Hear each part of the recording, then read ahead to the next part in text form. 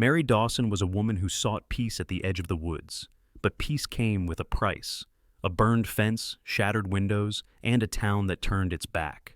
Beside her stood Rex, the loyal German shepherd who sensed danger before it spoke. Together they faced cruelty, fire, and silence, not with vengeance, but with courage. When the storm came and lives hung by a thread, it wasn't strength or wealth that saved them, but love. For even in the loneliest forest, faith can build a light that no darkness can break. Before we begin, tell us where you were watching from. The morning mist drifted low over Cedar Lake, soft as breath, turning the trees into tall, silent ghosts. Beyond the veil of fog, the faint sound of a hammer echoed, slow, rhythmic, almost like a heartbeat. Mary Dawson lifted the hammer again. Her arms trembled from fatigue, the veins standing out against her freckled skin. She was 49, her body lean and wiry from years of labor, her hands roughened by thread and needle long before she ever learned to lift a plank of wood. Her hair, once chestnut brown, had faded to the pale color of wood ash, tied loosely at the back. There was a kind of dignity in her weariness, the quiet strength of someone who had endured far too much and yet refused to break. Once, she had lived in a city of smoke and steel, sewing in a dim garment factory, where the windows never opened and time smelled like oil and dust. Her husband, Daniel, a truck driver with kind eyes and a stubborn streak, had been her only softness in that life. He used to come home with dirt on his boots and stories of the open road, until the night a storm took him on a highway outside Chicago. That night had rewritten Mary's world, leaving her with silence too heavy for a city to hold. So, 2 years later, she sold everything: the rusted car, the apartment with cracked walls, the few pieces of furniture she couldn't bear to keep. With the insurance money and her savings, she bought a small stretch of land near Cedar Lake, nothing more than a patch of forest, a slope, and a promise. The locals had stared when she arrived. "You're moving out there alone?" one had asked. A woman at the general store with hair like hay and a voice too curious. Mary had only smiled faintly. "Not alone," she said. Rex barked as if in agreement. Rex was a German shepherd, 6 years old, large and proud, his fur a mix of sable and black that shimmered in the sunlight. He had one torn ear from an old fight, a faint scar above his left eye, and a gaze that seemed too intelligent for a dog. Mary had found him 3 years earlier, limping near a dumpster behind the factory. Someone had beaten him, she never knew why, but when she looked into his eyes, she saw something familiar, a tired creature still capable of trust. Since that day, they had belonged to each other. Now, Rex moved around the clearing with purpose, nose close to the ground, tail high. Every so often he'd stop, tilt his head toward Mary, as if checking that she was still there. By mid-afternoon, the cabin began to take shape, crude, uneven, but real. The walls were made of pine she'd cut herself with a borrowed saw, the roof still half open to the sky. Sweat dripped from her temples as she worked. Every swing of the hammer was a small defiance against the years that had reduced her to survival. She paused, straightening, and looked toward the lake shimmering through the trees. The air smelled of resin and earth, of something pur. "I can start over here," she thought. Not to forget Daniel. She could never, but to remember him in peace, not pain. That night, Mary built a small fire beside the cabin. Rex lay near her feet, his head resting on her boot. Sparks floated into the dark like brief stars.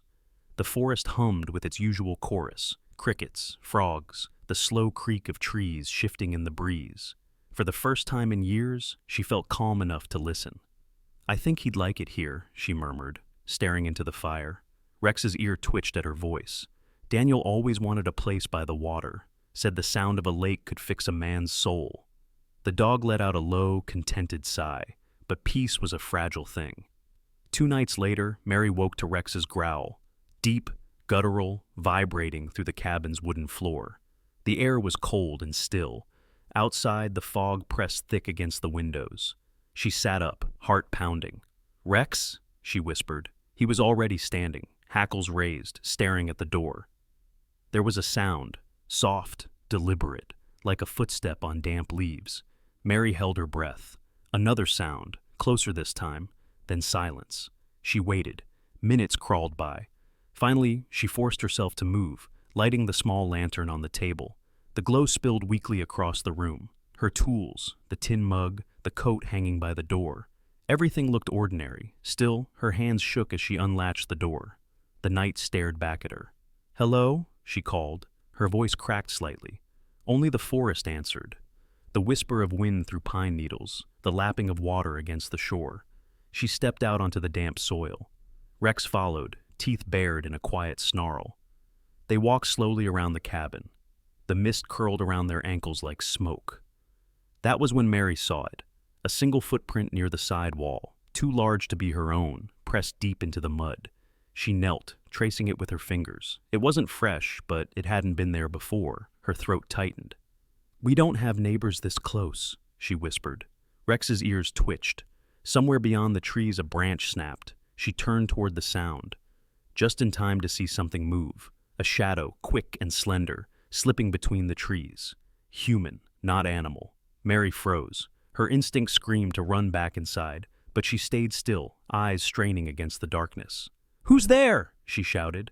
The echo came back to her, lonely and hollow. Rex barked, loud and sharp. The figure vanished deeper into the forest. Mary stood rooted to the ground for a long moment, the lantern trembling in her hand. Her mind tried to explain it away. A hiker, maybe, or someone lost. But a heavy unease crawled through her chest. This place was remote, too remote, and whoever had been there had come close. Too close. When she finally went back inside, she bolted the door, something she hadn't done before. Rex paced for a while before settling near the threshold, eyes still fixed on the dark crack beneath the door. Sleep didn't come easily. Every creak in the wood made her heart lurch. She thought of Daniel again, of how he'd laugh and tell her she was brave even when she wasn't. But as the night deepened, another sound reached her ears. Faint, but unmistakable. The metallic tink of something brushing the cabin wall, just outside the window. Rex growled again, and Mary's breath caught in her throat. When morning came, the sound was gone, but on the side of the cabin, just beneath the window, she found a nail, new, shiny, and hammered halfway into the wood. Her hammer had been hanging by the door all night. Mary stared at it, her heart cold as the mist over Cedar Lake. Something, or someone, wanted her to know she wasn't alone. The days that followed were heavy with silence. Mary couldn't shake the feeling that someone was still out there, circling her world like a wolf testing the edges of her courage. Every morning she checked the cabin walls, the windows, the trees, searching for new signs. At first there was nothing. Then one dawn, she found the chicken coop door swinging open. The latch twisted and bent. Her 2 hens, the only ones she owned, were gone. Feathers scattered like snow over the damp earth. Rex sniffed the ground, tail stiff, ears pricked. His growl was low, uncertain. "Coyotes, maybe," Mary murmured, though even she didn't believe it. The latch hadn't broken. It had been forced. Someone had done this, someone who wanted her to know. That afternoon, she drove into town for supplies. The small gas station and general store stood at the edge of the main road. Its sign faded, the windows layered with dust. Inside, she met Deputy Carl Henson, a man in his mid-50s with a thick mustache the color of sand and a stomach that stretched against his uniform. His eyes were small, watery, and gave away nothing but boredom. Mary told him everything, the footsteps, the nail, the missing chickens. Carl listened for a while, leaning back in his chair, chewing on a toothpick. Then he exhaled through his nose. "Ma'am, you're new out there. Woods make noise. Could be raccoons, could be teenagers fooling around. You can't expect us to send a patrol for every bump in the night." "There was a footprint," Mary said quietly, fingers tightening around the edge of her coat, "and a nail hammered into my wall." Carl shrugged. "You got proof, pictures, something?" She hesitated. "No." "Then I can't help you." He turned back to his computer, the conversation over before she could find words to fight back.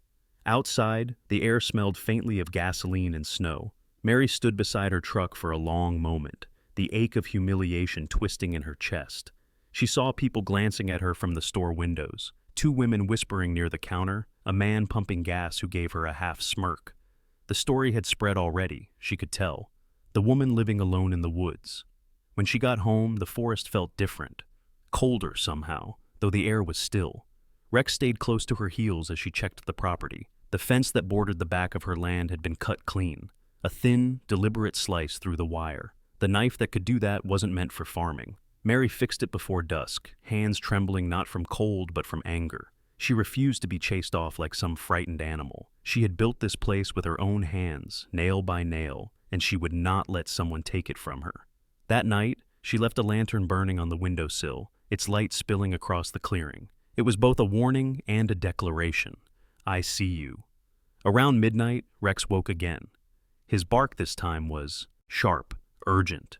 Mary reached for the flashlight and the small wrench she kept beside her bed. Not much of a weapon, but it made her feel less helpless. Outside, something moved, fast, just beyond the tree line. She caught the faint shimmer of movement, maybe a figure, maybe imagination, her breath fogged in the cold air. "Who's there?" she called, louder than before. Silence. Then, from the dark, came a single metallic clatter, like something falling against wood. Rex lunged forward, barking wildly. Mary followed him to the back of the cabin, flashlight trembling in her hand. The beam landed on the fence. A section of it had been ripped down again, the nails lying scattered like teeth. She didn't sleep the rest of the night. By morning, her resolve hardened into something else. Not fear, but anger. She drove to the hardware store in town. The place was small and smelled of oil and cedar dust. Behind the counter stood Eddie Larkin, the store owner. A man in his late 30s, tall and broad-shouldered, with grease-stained hands and eyes that carried an old sadness. His wife had died years ago, the townsfolk said, and he had raised 2 daughters alone. He rarely spoke more than necessary, but there was kindness in his voice when he finally looked up. "Need something, ma'am?" "I need a camera," Mary said. "One that can see at night." Eddie nodded slowly, studying her. "You out by Cedar Lake, right? Folks been talking. You got trouble out there?" She hesitated, then nodded. "Someone keeps breaking things, watching." He scratched his jaw, where a thin line of stubble shadowed his face. "You be careful. That side of the woods. Some people think it's theirs. Always been that way. I'll give you a good deal on the camera." Mary blinked. "You know who?" Eddie shook his head. "Just rumors, nothing worth repeating." When she left, she noticed him standing at the door, watching until her truck disappeared around the bend, a small gesture that felt like protection in a place that had given her none. Back home, she mounted the small camera high on an oak tree facing the cabin. It was cheap, battery-powered, and she wasn't sure if it would even work properly, but it gave her a fragile sense of control. Rex sat beneath the tree, ears twitching, eyes scanning the shadows as if he understood their purpose. She knelt beside him, stroking his fur. "We'll catch them, boy. We'll see who's been doing this." That night, the forest was unnaturally still. Even the frogs had gone quiet. The camera's small red light blinked faintly in the dark, like a heartbeat. Mary sat by the window, sipping cold coffee, eyes fixed on the tree line. Hours passed. Then, sometime past midnight, Rex lifted his head and growled low. Mary followed his gaze toward the side of the cabin, the same wall where she had found the nail. The lantern outside flickered once, twice, then went out. She felt her stomach tighten. The darkness pressed in. A moment later, something brushed against the wall, slow, deliberate, like a hand sliding over wood. Mary froze. Rex barked once, a sharp warning. She lunged for the flashlight, swung it toward the window. Nothing, just black trees and the faint shimmer of the lake. Then, as she lowered the beam, something caught the light. A reflection, brief and unmistakable, the glint of eyes staring back from the darkness. Human eyes. And then they were gone. She ran outside, but the clearing was empty. Only the cold night and the whisper of leaves answered her. The camera's small red light still blinked steadily on the tree. When dawn came, she checked the footage. The screen flickered, static-filled, the images grainy. But in one brief frame, before the camera glitched, she saw it. A shadow standing near the cabin wall, tall and thin, the shape of a man with something metallic in his hand. And then the feed went black. Mary sat there, staring at the frozen screen, her hands trembling. Rex pressed his head against her knee, whining softly. She whispered, almost to herself, "Now I know you're real." But what she didn't know, what she couldn't see, was the second shadow moving deeper behind the trees, watching from afar as the cabin's light faded once more. Oh, the wind carried the smell of rain across Cedar Lake, bending the pines in long sighs. Mary sat on the porch, staring at the small monitor on her lap. The footage from the night before flickered in gray and green tones, shadows bleeding through static. She had spent days adjusting the camera angles, replacing batteries, waiting for something to show. Now, finally, she had proof. Her fingers tightened around the edge of the screen as two figures emerged from the trees. They were young, perhaps in their early 20s, faces half covered by hooded jackets, laughter visible even in the distorted light. The taller one had sharp shoulders and a swagger that spoke of cruelty disguised as confidence. The shorter, broader one moved with reckless energy, throwing rocks toward the cabin's wall. She leaned closer, watching as they sprayed something across the wood, crude words she could only half read. Then one kicked over the bucket by the porch, and both vanished into the forest, leaving only the sound of Rex barking furiously in the background. Her stomach turned cold. She recognized them. She'd seen those faces in town, outside the hardware store. They were the sons of her nearest neighbor, Frank Mallory, a man she'd never met but had heard plenty about. Frank Mallory was in his early 60s, tall but stooped, his back permanently bent from years working lumber. His beard was gray and thick, his hands scarred, and his eyes always slightly bloodshot, the look of a man who found more comfort in whiskey than in conversation. He owned the land that bordered Mary's to the west, and people said he was proud of it, too proud. Years ago, a property dispute had cost him half the acreage he believed was rightfully his. Losing that fight had turned him bitter, especially toward outsiders. Mary's plot had once been part of that disputed boundary. No wonder he'd never come to say hello. She watched the video again, jaw clenched. The boys had his face, the same angular features, the same defiant tilt of the head. The taller one had to be Tyler Mallory, the older son, maybe 23. She remembered him leaning against his father's truck one day when she drove past the general store, cigarette dangling from his mouth, eyes cold and amused. The younger one, Dean, couldn't have been more than 19, stockier, rough around the edges, the kind of boy who followed rather than led. Mary exhaled slowly, her fear hardening into anger. She printed the footage frame by frame, then drove into town the next morning. The sheriff's office was a small building with peeling paint and a flag that barely stirred in the wind. Deputy Carl Henson was there again, reading the newspaper with a half-eaten sandwich in hand. He looked up when she entered, eyes narrowing slightly.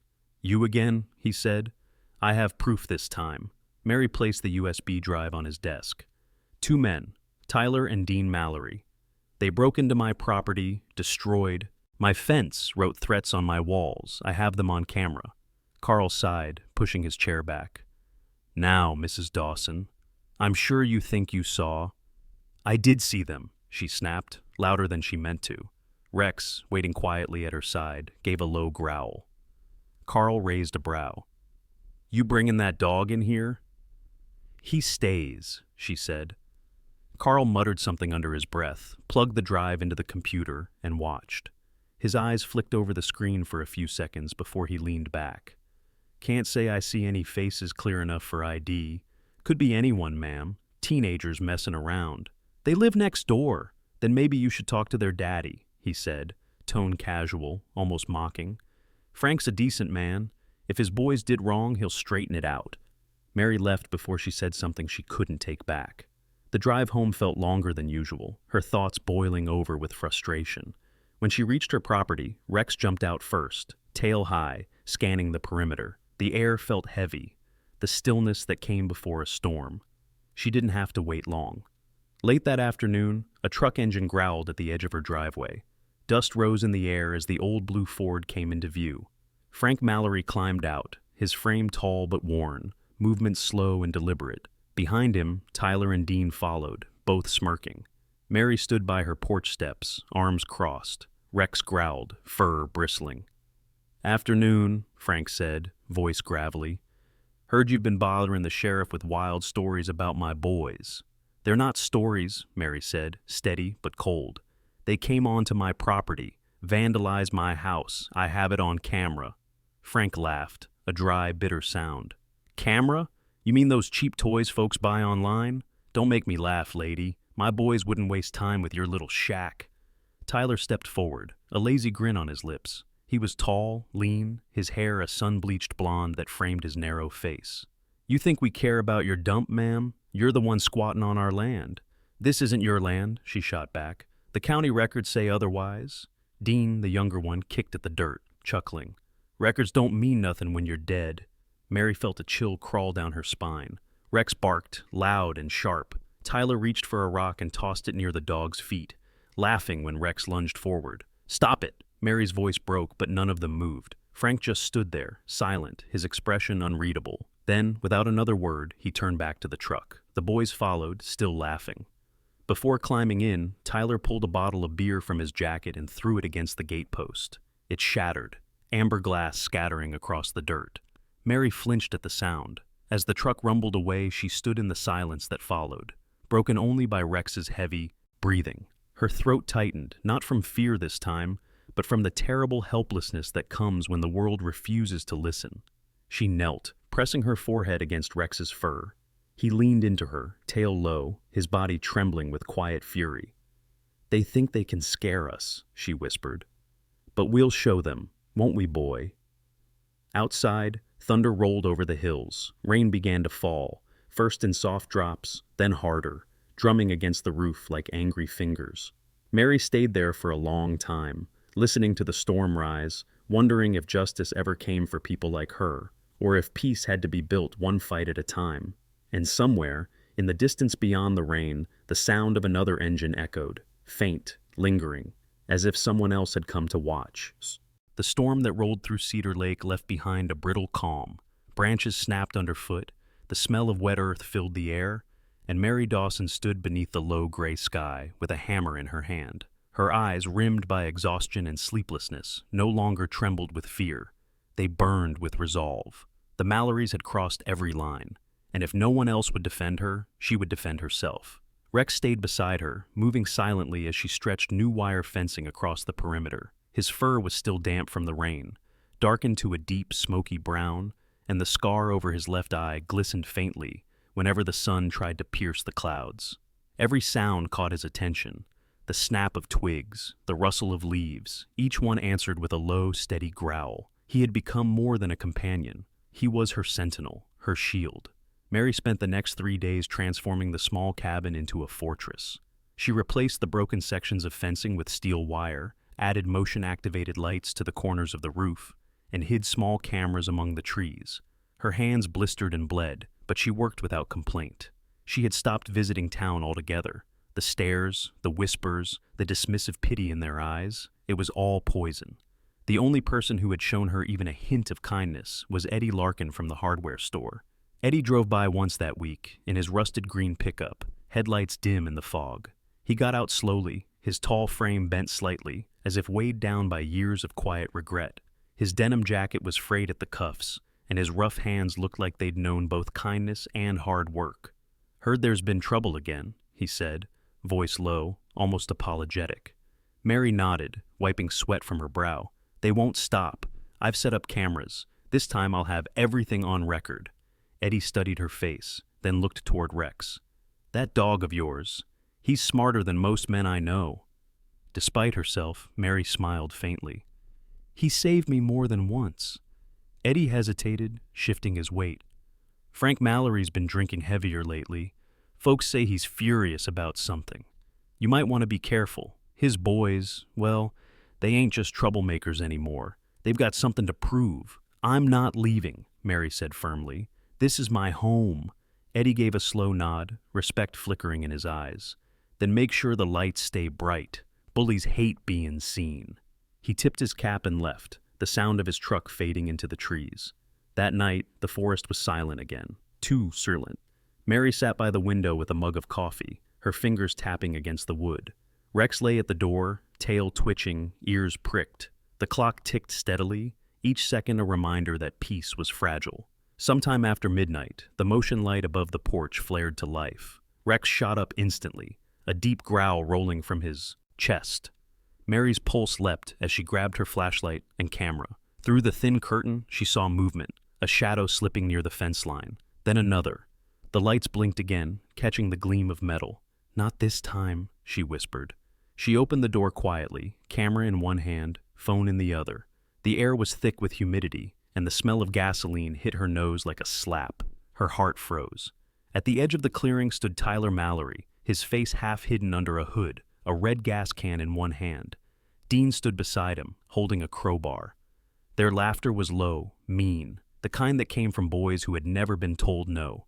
Rex barked sharply, launching forward, his voice echoing through the forest. Tyler cursed and dropped to the gas cannon, backing away. The motion lights snapped on again, flooding the scene in harsh white beams. "Get away from my property!" Mary shouted. Her voice was clear, unwavering. She raised her phone, its flashlight cutting across their faces. "You're on camera this time, every second of it." Dean sneered. "Nobody's gonna believe you." "Then maybe they'll believe this," she said, switching the phone to record. Rex stood between her and the boys, teeth bared, hackles raised. Tyler took a step back, his bravado faltering. "You're crazy," he spat. "This was hours before you came." "No," Mary said softly. "You just thought no one would fight back." At that moment, headlights appeared down the road. Eddie's truck. He had returned, perhaps sensing something was wrong. The glare cut through the darkness, landing squarely on the two boys. Tyler froze. Dean dropped the crowbar. "Mary!" Eddie shouted, jumping from the truck. "You all right?" The boys turned and ran for the woods, their footsteps fading into the night. Mary exhaled, legs trembling, clutching the phone to her chest. Rex didn't move until the last sound of them was gone. Eddie jogged up the path, breath heavy, his expression tight. "They were gonna burn you out," he said, voice shaking with anger. "I called the sheriff on my way. He'll have to take this seriously now." When the police arrived 20 minutes later, Carl Henson among them, Mary showed them the video. Tyler with the gas can, Dean with the crowbar, both faces clear as daylight. There was no denying it now. Carl's smug indifference was gone. He scratched his head, muttering, "Well, looks like we'll have to bring 'em in." News of the footage spread quickly. Within a day, it reached every corner of the town. For once, the whispers weren't about the crazy woman in the woods, but about the Mallory family's shame. Frank Mallory came to her property that evening, sober for the first time anyone could remember. His face was hollow, eyes bloodshot from tears or whiskey. It was hard to tell. "My boys," he began, voice cracking. "They went too far. I raised them wrong. I'm sorry, ma'am." Mary looked at him for a long moment. There was no triumph in her eyes, only exhaustion. "Tell them to stop," she said quietly. "That's all I want." Frank nodded, staring at the ground. Rex stood beside her, silent but watchful. When the old man left, Mary sank to the porch steps, feeling the weight of it all at last. Later that night, when the house was quiet, she uploaded the footage to her phone's cloud storage, then posted it to the local community board online. Within hours, comments flooded in, some sympathetic, others embarrassed, many angry at how the town had ignored her for so long. For the first time, Mary's name was not spoken with doubt, but with respect. Outside, the wind shifted. The lights around her home glowed steady and strong. Rex lay by the door, his eyes half closed but still alert. The forest no longer felt like an enemy. It felt like a witness. Mary took a slow breath and whispered, "We did it, boy." Rex's tail thumped once against the wood, but beyond the lake, in the distance where the hills met the horizon, another light flickered, a pair of headlights pausing for just a moment before vanishing into the dark. Mary didn't see it, but the forest did. And the night was not done remembering. Morning light seeped through the pine branches like spilled gold. It had been months since that night when the Mallory boys had been caught, and peace, real, heavy peace, had settled over Cedar Lake. Mary Dawson sat on the porch, her hands busy stitching the seam of a thick wool coat, while Rex dozed beside her, his head resting across her boots. He had grown grayer around the muzzle, but his eyes remained sharp, filled with a steady kind of wisdom that only dogs who have known both love and violence seem to carry. The cabin had changed. It was no longer a fortress born of fear, but a home built from strength. Wind chimes of metal scraps hung by the window, singing softly whenever the breeze passed through. On one wall hung Mary's sewing machine, its surface worn smooth by years of use. She had begun taking small orders from the townspeople, sturdy coats, canvas bags, even quilt repairs. At first, only Eddie Larkin had come by, placing an order just to help out. But soon, more followed. Farmers, store clerks, even the sheriff's wife, who left her mended gloves on the counter with a quiet thank you. Mary no longer went to town in shame. She walked with her head high, Rex trotting proudly by her side. People greeted her now with cautious warmth, as though realizing she had been there all along, unseen but enduring. And as the seasons turned, The woman once whispered about as the hermit by the lake became a name spoken with quiet respect. One afternoon, as autumn began to fade into the pale chill of early winter, Eddie stopped by with a small wooden sign. His hair was more silver than before, and the lines around his eyes had deepened, but his smile remained the same, gentle, patient, and honest. "Thought you might need this," he said, handing her the sign. Burned into the wood were the words, "Cedar Stitchwork, handmade by Mary Dawson." Mary traced the letters with her fingertips, her throat tightening. "Eddie, it's beautiful," he shrugged. "Town needed to see your name on something other than a police report." They shared a quiet laugh, and when he left, Mary hung the sign above her porch, the letters glowing in the afternoon sun. Life became rhythm again, steady, human, good. Rex would chase the ducks that landed near the dock. Mary would scold him, and the evenings would close with the sound of her sewing machine, humming softly beneath the golden lamplight. The cabin had healed, and so had she. But peace, she had learned, was not the absence of storms. It was learning how to outlast them. A year later, the sky darkened again, not with cruelty this time, but with rain. The storm came with the roar of an ocean unleashed, wind snapping trees like twigs, rain pelting the roof, until even Rex whimpered in his sleep. The radio in town called it the worst in decades. Mary secured every window and door, her heart pounding with old instincts. But when a sharp bark tore through the howl of the storm, she froze. Rex stood at the door, barking frantically, ears pinned back. "What is it, boy?" she shouted over the wind. He ran to the window, pawing at the glass, whining in a tone she hadn't heard in years. Through the sheets of rain, she saw a faint light flicker between the trees. A lantern swinging wildly. Without hesitation, she grabbed her raincoat and flashlight. "Let's go." The forest was chaos, branches thrashing, the ground soaked to mud. Rex led the way, bounding ahead, his fur plastered to his sides, his bark lost in the wind. The light came clearer now. A car had slid off the forest road, trapped between two fallen trees. A family, 2 adults and a small child, huddled inside, water rising around the wheels. Mary ran to them, shouting above the storm. The man inside was pale, maybe mid-30s, his short beard dripping with rain. "We can't get the door open!" he yelled. She nodded, searching for leverage. Rex barked, circling the car, then leapt toward the back, claws digging into the mud. The mother, young, dark-haired, trembling, held the child tight against her chest. "Please, help us!" Mary jammed the flashlight between her teeth, grabbed a fallen branch, and pried at the door handle with every ounce of strength. Metal screeched, and then, finally, it gave way. "Out! Now!" she shouted. The man climbed out first, pulling his wife and daughter with him. Mary guided them toward higher ground, Rex circling close, barking to keep their attention. When the child stumbled, Rex pressed his body against her side, steadying her until she reached Mary's arms. The 4 of them made it to the cabin, soaked, shivering, but alive. Inside, Mary wrapped them in blankets, set water to boil, and watched as color slowly returned to their faces. The little girl, maybe 6 years old, had curls like dandelions and eyes too large for her face. She sat beside Rex, tiny fingers buried in his fur. "He's warm," she whispered. Mary smiled softly. "He's a good one. He always finds who needs him." The man introduced himself as Tom Harris, a delivery driver with a kind, tired face and hands scarred from years on the road. His wife, Lydia, was a nurse, petite and quiet, her hair black as the storm outside. They had been driving to visit family when the storm hit. "If it wasn't for your dog," Tom said hoarsely, "we'd still be out there." Mary poured him a mug of coffee. "You can thank him yourself. He understands more than most." The storm raged through the night, but when dawn broke, the world glowed gold again. The air smelled of pine and wet earth, the kind that promised new beginnings. The Harrises helped Mary repair her fence before leaving. Before they drove off, the little girl ran back to hug Rex, pressing her face into his fur. "You're my hero," she whispered.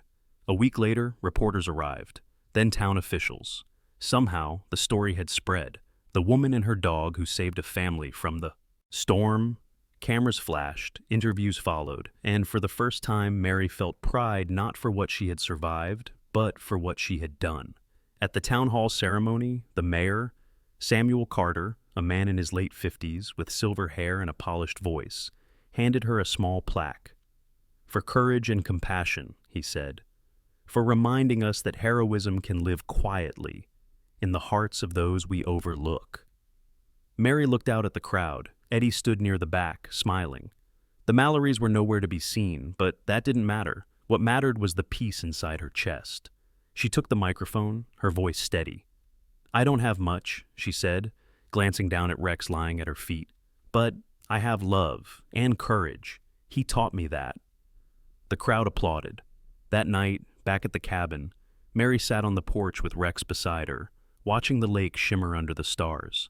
2 dawns had risen in her life, one of struggle, one of grace, and both had led her here, to this quiet victory. She leaned down, whispering, "We made it, boy." Rex's tail thumped once, soft and certain.